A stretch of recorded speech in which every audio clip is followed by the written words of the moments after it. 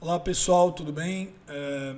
Eu quero já iniciar a aula aqui pedindo a compreensão de vocês, porque eu estou muito rouco. Eu não sei, vamos ver aqui quanto tempo eu vou conseguir gravar ou dar a aula aí para vocês.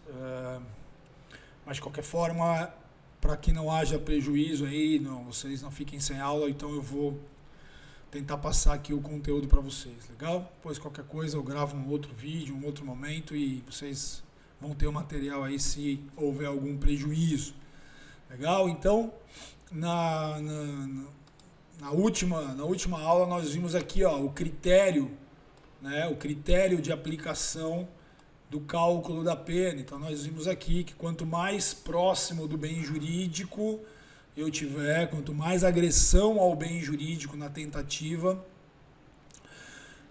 menor vai ser a fração de diminuição. Quanto mais distante do bem jurídico, ou seja, quanto mais distante da consumação tiver o agente, maior vai ser a fração de redução. E nós vimos aqui, tomando o roubo como exemplo, né? Então, olha lá, redução, pegando a pena de 4 anos no roubo, fazendo uma redução de 2/3, porque a gente ficou muito longe do bem jurídico tutelado, a pena vai ser de 1 ano e 4 meses. Se ele caminhou aí até a metade, nós podemos falar em 2 anos, tomando a pena mínima, né? Claro, se ele tivesse as circunstâncias do crime, depois deem uma olhada no artigo 59 do Código Penal, lá ainda o cálculo de pena não é objeto do estudo aqui, né? Vocês estudam a teoria geral da aplicação da pena, mas o cálculo é feito em 3 etapas, e na primeira etapa a gente segue as balizas do artigo 59. Então lá a gente deve levar em consideração os antecedentes, as circunstâncias, as consequências, o comportamento da vítima, enfim, a personalidade. Existem outras balizas lá para aumentar a pena na primeira fase, depois na segunda fase, aí causas de aumento e agravantes, atenuantes, né? Na segunda fase, e por fim, na terceira fase, uma causa de diminuição como é a da tentativa. Então, tomando por base uma pena mínima de 4 anos, nós reduzindo metade, nós vamos ter 2. E por fim, o agente chegou muito próximo aí de consumar. Hoje, por exemplo, eu estava analisando um processo que os agentes entraram lá no Macá, quer dizer, um deles entrou, outro ficou do lado de fora dando proteção. Depois ele pegou todas as coisas, quando ele estava passando por baixo do portão da casa para fugir, estava passando uma viatura da polícia. Ou seja, eles chegaram muito próximo de alcançar aí a consumação, mas lá no finalzinho da execução eles foram surpreendidos pela polícia e a execução foi interrompida, né? Então, aqui, ó, redução de 1/3, aí sobra 2 anos e 8 meses, tomando por base a pena mínima do roubo de 4 anos. A ideia é sempre essa, só vai mudar o crime aqui, né, a quantidade de pena, né, chegando na terceira fase, aplica o redutor, tá? Então isso nós já vimos. Esse foi o ponto onde nós paramos na aula passada, o critério para diminuição da pena.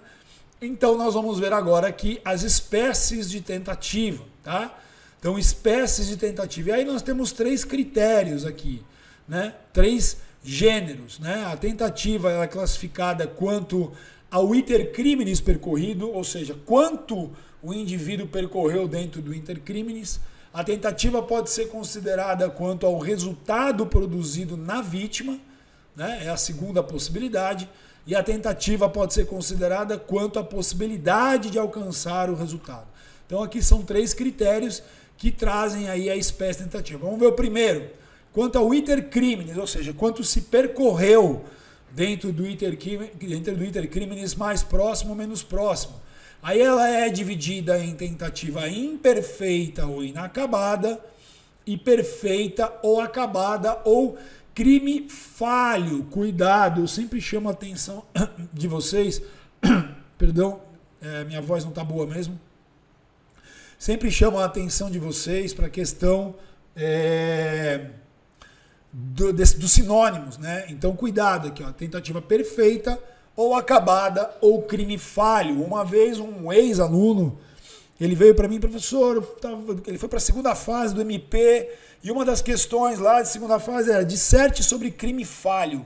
Putz, e ele não lembrava do que significava. E nada mais é do que essa forma aqui de tentativa que nós vamos ver, tá? Então, imperfeita, inacabada, perfeita, acabada ou crime falho.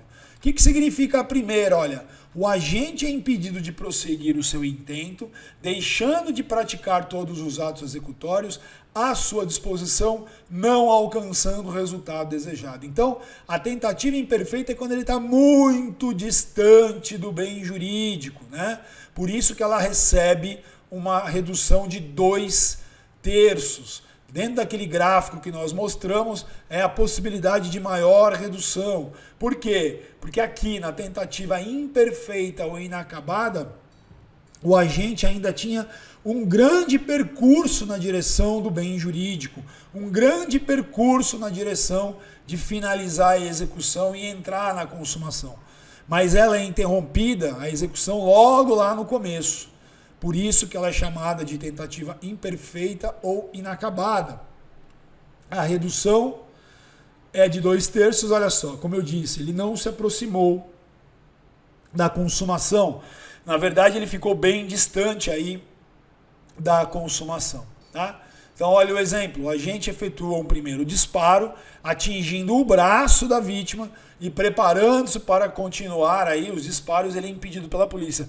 Veja, ele ainda tinha um grande percurso pela frente. Ele tinha munição, ele tinha desejo, ele podia atirar. Ele errou o primeiro tiro, atingiu o braço, ou de propósito, mas querendo seguir no seu intento, ele ainda tinha muita possibilidade aí no trajeto da execução. Só que ele foi interrompido logo no começo.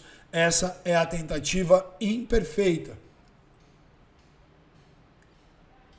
Legal? A segunda hipótese é a tentativa perfeita ou acabada ou crime falho. Aqui, ao contrário da primeira, ele vai percorrer bastante. Olha, o agente, apesar de esgotar, olha a diferença, aqui ele esgota os atos executórios à sua disposição, ele não alcança o resultado por circunstâncias alheias à vontade. Ou seja, o indivíduo, tomando o mesmo tipo de exemplo, ele descarrega a arma na vítima e vai embora, acreditando que, né, trabalho feito. Só que o que acontece? A vítima é socorrida, né, e sobrevive. Então vejam, na tentativa perfeita, ele praticamente esgotou todas as possibilidades executórias que ele tinha à disposição dele. Ele praticamente esgotou todas as possibilidades de execução que ele tinha à disposição dele. Por isso, ele chegou muito próximo do bem jurídico tutelado, olha só, havendo redução de 1/3, ou seja, a menor redução possível. Então, esse tipo aqui, ela só é possível nos crimes materiais, olha só, porque nos crimes materiais existe o esgotamento dos atos executórios. Lembrando, crime material, formal e de mera conduta, né? Então aqui ele vai chegar lá no limite do esgotamento dos atos executórios, por isso a tentativa perfeita ela está relacionada a crimes materiais, aqueles que descrevem e exigem o resultado naturalístico para o seu aperfeiçoamento, para a sua consumação. Olha só, crimes formais e de mera conduta, né, a execução já está consubstanciada, a mera execução já consubstancia a consumação. Aqui está errado, tá? Já consubstancia a consumação. Já consubstancia, né, a consumação. Aqui é consumação. Deixa eu conseguir corrigir. Já configura a consumação, não havendo que se falar em tentativa perfeita. Por quê? Crimes formais, eles se consumam, eles são chamados de crimes de consumação antecipada. Então, quando eu exijo uma vantagem de alguém, dizendo que se a pessoa não entregar dinheiro, por exemplo, eu vou divulgar as fotos dela, no instante da exigência o crime já está consumado nos termos da súmula 96 do STJ, tá? Então, a tentativa perfeita, ela se coaduna, ela está relacionada aos crimes materiais, Legal? Então vimos essa primeira classificação. A segunda classificação da tentativa é quanto ao resultado produzido na vítima, aquilo que ocorre com a vítima em razão da atuação do agente. Aquilo que ocorre com a vítima em razão da atuação do agente. E aí ela é classificada em cruenta ou vermelha, incruenta ou branca. Lembrando, doutores, que essas classificações, né, elas podem ser chatas, às vezes a gente gasta tempo aí estudando, mas elas são muito cobradas em provas e concursos, sobretudo em segunda fase, né? Isso aqui cai muito. Então, olha só, o que é a tentativa cruenta ou vermelha? O objeto material é atingido pela atuação do agente, ou seja, de fato, o agente atinge o objeto material. Lembrando que o objeto material do crime é diferente de bem jurídico tutelado, né? Vamos lembrar isso daí. O objeto material é aquele sobre o que ou quem recai a conduta do agente. Então, no caso do homicídio, da lesão corporal, o objeto material é a pessoa, é o ser humano ali, né? Então, é bem jurídico, aliás, o objeto material é a pessoa ou coisa sobre a qual recai a conduta. No caso do furto e do roubo, o objeto material são os objetos subtraídos do indivíduo, um celular, a bolsa, um carro, enfim. Isso é o objeto material. Então, o que é a tentativa cruenta ou vermelha? De fato, nesse tipo de tentativa, o objeto material é atingido pela atuação do agente. Então, olha só, a vítima é atingida por disparos no crime de homicídio, mas não morre. Então, redução de 1/3 no caso.